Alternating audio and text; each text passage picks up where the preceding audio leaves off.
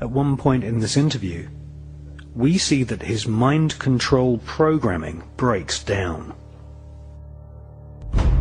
What about self-determination for Tibetans?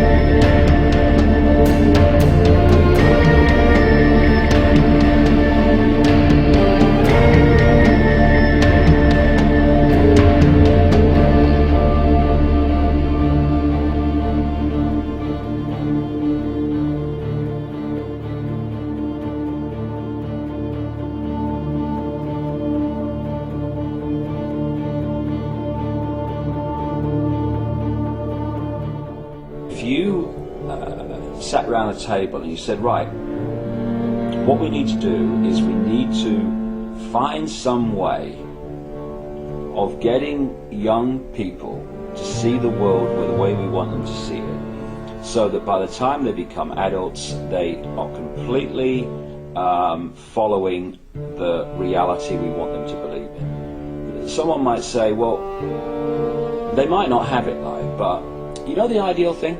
What we do is we have a system where we take children away from their parents at least 5 days a week, all day, from about the age of 4 and 5, and we have control of their minds until they're about 17, 18. That would be ideal. Well, of course, that's what happens. It's called the education system. Yes. And it's indoctrination. First met her, I thought she was really cool. Untouchable walls got the better of him. Randomly chose where to stand. So it was like that first one saying, Tough Stuff with Force Flex puts rubbish away for life. So NetBank Saver is a CSI's darkest deed. If you can pull more calories out of your body than Cross the tape. last 2 weeks ago. Not news. It's one of the great Australian legends. The life and mysterious death of intriguing new information has come to light in action last night.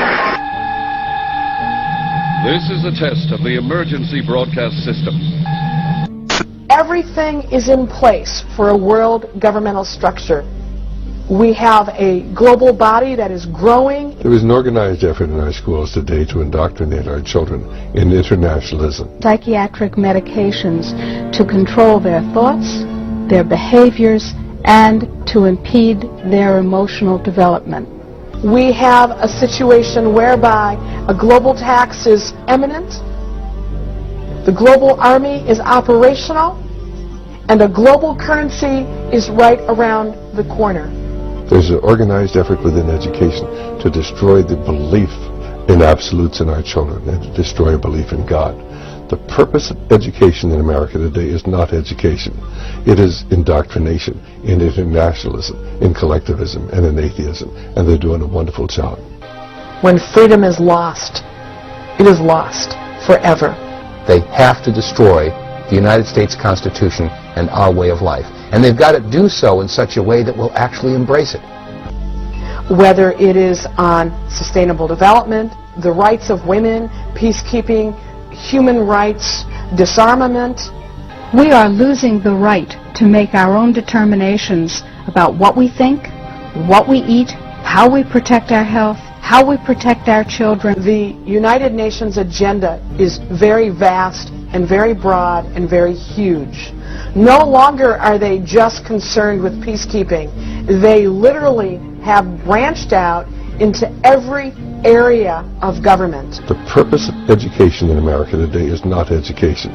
It is indoctrination in internationalism, in collectivism, and in atheism, and they're doing a wonderful job. Why are we beginning to tread on our constitutional rights? You think the purpose of education is reading, writing, and arithmetic? The purpose of education is to change the thoughts, actions, and feelings of students. In education, for example, No Child Left Behind. nobody can be said to be a loser. Well, of course, if there's no losers, then there's no winners. Hitler wanted to control the education system in Germany. Stalin did in Russia, Mao Zedong in China. You have to get a hold of the minds of the young, where you break the person's values. You break their understanding of their individuality. You bring them to consensus with the group. They become a member of the collective. Of this ruling elite that wants to try to homogenize our education system, when he was quoted as saying, "I don't want a nation of thinkers, I want a nation of workers." It's Soviet education, basically. Might as well say it. It's Soviet education. There's no right and no wrong anymore. You make up your own mind. Sidney Simon's book, The Values Clarification, decision-making, role-playing, these are all psychological techniques. Global social system that they can control the central authority. In other words, he said, we've got to train the teachers, retrain them. This is Brock Chisholm, the Canadian psychiatrist, friend of Alger Hiss. Retrain the teachers as little psychiatrists. So I think the education system is not only pushing people into a socialized version of government, but also dumbing the individual down to the point to where he'll be a good worker in the factory, or he'll be a good worker in Silicon Valley. He may know a lot about computers, but he is not going to have a classic education that would allow him to take all of the facets of the culture and the society and put it together and really form an intelligent opinion as to what's really going on and what might be in the best interest of the individual.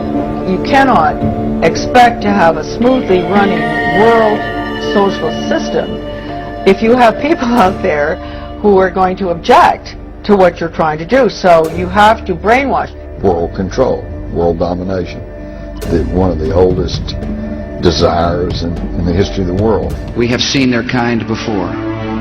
They are the heirs of all the murderous ideologies of the 20th century.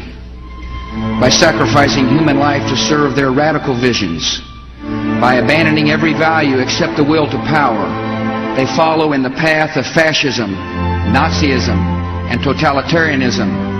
And they will follow that path all the way to where it ends, in history's unmarked grave of discarded lies.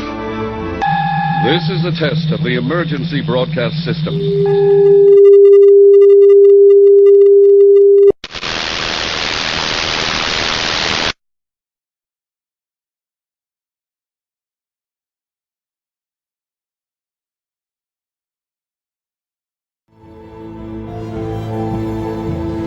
I don't have to tell you things are bad. Everybody knows things are bad. The dollar buys a nickel's worth. Banks are going bust. Shopkeepers keep a gun under the counter. Punks are running wild in the street. There's nobody anywhere who seems to know what to do, and there's no end to it.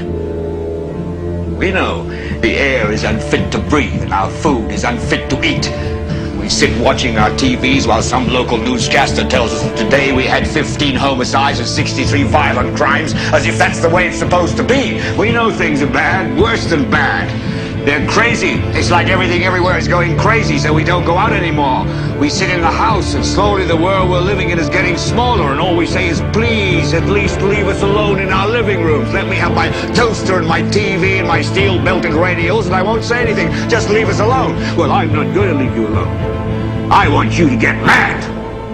I don't want you to protest. I don't want you to riot. I don't want you to write to your congressman because I wouldn't know what to tell you to write. I don't know what to do about the depression and the inflation and the Russians and the crime in the street. All I know is that first, you've got to get mad. You've got to say, I'm a human being. God damn it. My life has value.